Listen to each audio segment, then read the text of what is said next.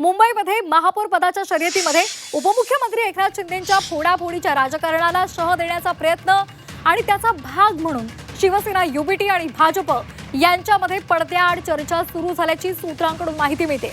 महापौर निवडीवेळी शिवसेना युबीटीचे 65 नगरसेवक अनुपस्थित राहतील अशी योजना आहे। कल्याण डोंबिवली महापालिकेमध्ये शिवसेनेने ठाकरेंचे नगरसेवक फोडण्याचे प्रयत्न सुरू झाल्यामुळे त्याला उत्तर म्हणून ही पावलं उचलली गेलेली आहेत अशी सध्या माहिती मिळते। कल्याण डोंबिवली महापालिकेमध्ये शिंदे आणि भाजप यांच्यामध्ये बहुमतासाठी स्पर्धा निर्माण झालेली आहे आणि त्यातून फोडाफोडीच्या राजकारणाला शह देण्यासाठी मुंबईमध्ये ही रणनीती आखली जाते। तर कृष्णात पाटील यांच्याकडे आपण जाणार आहोत या संदर्भातल्या अधिक माहितीसाठी। कृष्णात, काय नेमक्या पडद्यामागे हालचाली घडतायत?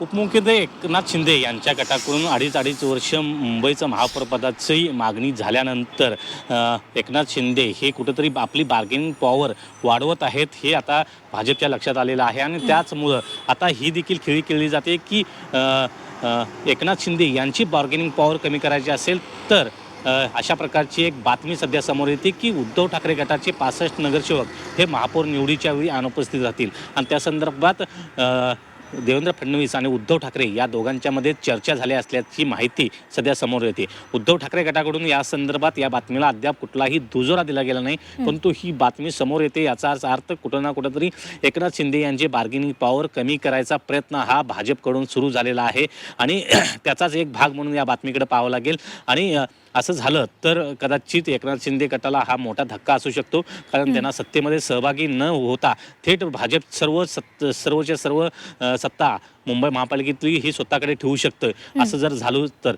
परंतु या संदर्भात कुठंही उद्धव ठाकरे गटाकडून दुजोरा मिळाला नाही अद्याप, त्यामुळं थोड्याच वेळात संजय राऊत देखील आपली या संदर्भात भूमिका मांडतील।